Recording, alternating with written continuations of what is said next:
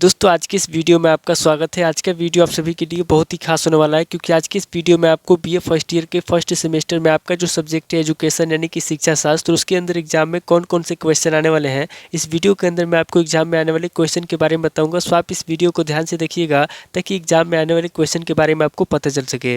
और जो भी स्टूडेंट बीए फर्स्ट ईयर के अंदर जिनका फर्स्ट सेमेस्टर के एग्जाम चल रहा है या फिर फर्स्ट सेमेस्टर के एग्जाम होने वाला है, वो लोग कमेंट करके जरूर बताएं कि नेक्स्ट क्वेश्चन पेपर उनको किस सब्जेक्ट के ऊपर चाहिए, ताकि आपके कमेंट के अनुसार मैं आपको क्वेश्चन पेपर दे सकूं। तो ये बिना किसी देरी के हम लोग शुरू करते हैं और एजुकेशन के अंदर एग्जाम में जो भी क्वेश्चन आने वाले हैं उन आने वाले क्वेश्चन के बारे में जानते हैं। तो यहाँ पे सबसे पहले हम लोग लघु उत्तरीय प्रश्नों के बारे में जानेंगे। तो लघु उत्तरीय प्रश्नों में पहले प्रश्न की बात की जाए तो यहाँ पे आपका पहला प्रश्न दिया हुआ है, वैदिक कालीन शिक्षा के उद्देश्य बताइए। पहला क्वेश्चन कह रहा है जो वैदिक काल की शिक्षा है, यहाँ पे आपको वैदिक कालीन शिक्षा के उद्देश्य बताना है। अब पहले क्वेश्चन की बात की जाए तो यहाँ पे आपका दूसरा क्वेश्चन दिया हुआ है, ज्ञान प्राप्ति के स्रोत बताइए। दूसरा क्वेश्चन कह रहा है जो ज्ञान प्राप्ति है, यहाँ पे आपको ज्ञान प्राप्ति के स्रोत बताना है। अब वाले क्वेश्चन की बात की जाए तो यहाँ पे आपका तीसरा क्वेश्चन दिया हुआ है, शिक्षा के व्यक्तिगत उद्देश्यों का वर्णन कीजिए।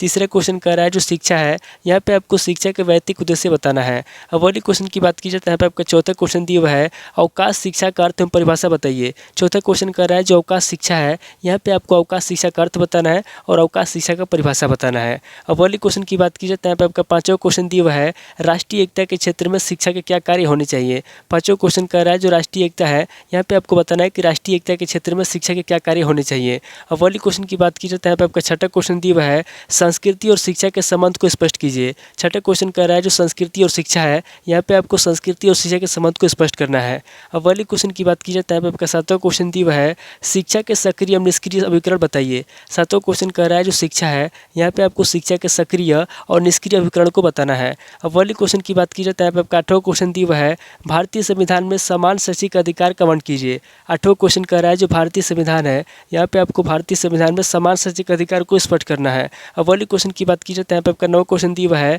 पूर्व प्राथमिक शिक्षा के उद्देश्य बताइए। नौ क्वेश्चन कह रहा है जो पूर्व प्राथमिक शिक्षा है उसके क्या उद्देश्य हैं, यहाँ पे आपको पूर्व प्राथमिक शिक्षा के उद्देश्य बताना है। अब वाले क्वेश्चन की बात की जाए तो यहाँ पे आपका 10वां क्वेश्चन दिया हुआ है, डाल्टन प्रणाली की प्रमुख शिक्षण विधि लिखिए। 10वां क्वेश्चन कह रहा है जो डाल्टन प्रणाली है, यहाँ पे आपको डाल्टन प्रणाली की प्रमुख शिक्षण विधि को लिखना है। अब वाले क्वेश्चन की बात की जाए तो यहाँ पे आपका 11वां क्वेश्चन दिया हुआ है, डाल्टन योजना का मूल्यांकन कीजिए। 11वां क्वेश्चन कह रहा है जो डाल्टन योजना है, यहाँ पे आपको डाल्टन योजना का मूल्यांकन करना है, यानी कि डाल्टन योजना के बारे में आपको बताना है। अब वाली क्वेश्चन की बात की जाए तो यहाँ पे आपका 12वां क्वेश्चन दिया हुआ है, शिक्षा में मॉन्टेसरी पद्धति का क्या योगदान है। 12वां क्वेश्चन कह रहा है जो मॉन्टेसरी पद्धति है, यहाँ पे आपको बताना है कि शिक्षा में मॉन्टेसरी पद्धति का क्या योगदान है। अब वाली क्वेश्चन की बात की जाए तो यहाँ पे आपका 13वां क्वेश्चन दिया हुआ है, किंडरगार्टन प्रणाली के 3 गुण लिखिए। 13वां क्वेश्चन कह रहा है जो किंडरगार्टन प्रणाली है, यहाँ पे आपको किंडरगार्टन प्रणाली के 3 गुण लिखना है। अब वाली क्वेश्चन की बात की जाए तो यहाँ पे आपका 14वां क्वेश्चन दिया हुआ है, प्राथमिक शिक्षा के उद्देश्य बताइए। 14वां क्वेश्चन कह रहा है जो प्राथमिक शिक्षा है उसके क्या उद्देश्य हैं, यहाँ पे आपको प्राथमिक शिक्षा के उद्देश्य बताना है। अब वाली क्वेश्चन की बात की जाए तो यहाँ पे आपका 15वां क्वेश्चन दिया हुआ है, प्राथमिक शिक्षा के प्रति सरकार में दोषपूर्ण नीति का उल्लेख कीजिए। 15वां क्वेश्चन कह रहा है जो प्राथमिक शिक्षा है, यहाँ पे आपको प्राथमिक शिक्षा के प्रति सरकार में दोषपूर्ण नीति का उल्लेख करना है। अब वाली क्वेश्चन की बात की जाए तो यहाँ पे आपका 16वां क्वेश्चन दिया हुआ है, माध्यमिक शिक्षा के राष्ट्रीयकरण की समीक्षा पर प्रकाश डालिए। 16वां क्वेश्चन कह रहा है जो माध्यमिक शिक्षा है, यहाँ पे आपको माध्यमिक शिक्षा के राष्ट्रीयकरण की समीक्षा पर प्रकाश डालना है। अब वाली क्वेश्चन की बात की जाए तो यहाँ पे आपका 17वां क्वेश्चन दिया हुआ है, उच्च शिक्षा में पाठ्यक्रम सुधारे तो सुझाव दीजिए। 17वां क्वेश्चन कह रहा है जो उच्च शिक्षा है, यहाँ पे आपको उच्च शिक्षा में पाठ्यक्रम सुधारे तो सुझाव देना है। अब वाली क्वेश्चन की बात की जाए तो यहाँ पे आपका 18वां क्वेश्चन दिया हुआ है, जिला शिक्षा प्रशिक्षण संस्थान डेट के प्रमुख कार्यों का वर्णन कीजिए। 18वां क्वेश्चन कह रहा है जो जिला शिक्षा है और जो प्रशिक्षण संस्थान डेट है, यहाँ पे आपको DIET के प्रमुख कार्यों का वर्णन करना है। तो टोटल आपके 18 क्वेश्चन हो गए जब से लघु उत्तरीय प्रश्न में पूछे जाएंगे। आगे हम लोग दीर्घ उत्तरीय प्रश्नों के बारे में जानेंगे। तो यहाँ पे दीर्घ उत्तरीय प्रश्नों में पहले प्रश्न की बात की जाए तो यहाँ पे आपका पहला प्रश्न दिया हुआ है, शिक्षा के कार्यों का निरूपण कीजिए। पहला क्वेश्चन कह रहा है जो शिक्षा है उसके क्या कार्य हैं, यहाँ पे आपको शिक्षा के कार्यों का निरूपण करना है। अब वाले क्वेश्चन की बात की जाए तो यहाँ पे आपका दूसरा क्वेश्चन दिया हुआ है, अवकाश शिक्षा से आप क्या समझते हैं, इसके उद्देश्य और महत्व की व्याख्या कीजिए। दूसरा क्वेश्चन कह रहा है कि अवकाश शिक्षा से आप क्या समझते हैं, यहाँ पे आपको सबसे पहले अवकाश शिक्षा के बारे में बताना है, उसके बाद आगे आपको इसके उद्देश्य बताना है और महत्व की व्याख्या करना है। अब वाले क्वेश्चन की बात की जाए तो यहाँ पे आपका तीसरा क्वेश्चन दिया हुआ है, विद्यालय और परिवार एक दूसरे को किस प्रकार सहायता करते हैं। तीसरा क्वेश्चन कह रहा है जो विद्यालय और परिवार है, यहाँ पे आपको बताना है कि विद्यालय और परिवार एक दूसरे को किस प्रकार सहायता करते हैं। अब वाले क्वेश्चन की बात की जाए तो यहाँ पे आपका चौथा क्वेश्चन दिया हुआ है, भारतीय संविधान में शिक्षा संबंधी प्रावधानों का संक्षिप्त वर्णन कीजिए। चौथा क्वेश्चन कह रहा है जो भारतीय संविधान है, यहाँ पे आपको भारतीय संविधान में शिक्षा संबंधी प्रावधानों का संक्षिप्त वर्णन करना है।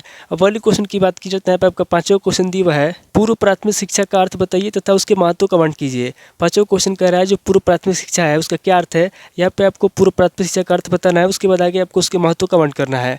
अब पहले क्वेश्चन की बात की जाए तो यहाँ पे आपका छठा क्वेश्चन दिया हुआ है, किंडरगार्टन प्रणाली के प्रमुख खेलों का परिचय दीजिए, इस प्रणाली की शिक्षण विधि का वर्णन कीजिए। छठा क्वेश्चन कह रहा है जो किंडरगार्टन प्रणाली है उसके प्रमुख खेल क्या है। यहाँ पे आपको सबसे पहले किंडरगार्टन प्रणाली के प्रमुख खेलों के बारे में बताना है, उसके बाद इस प्रणाली की शिक्षण विधि का वर्णन करना है।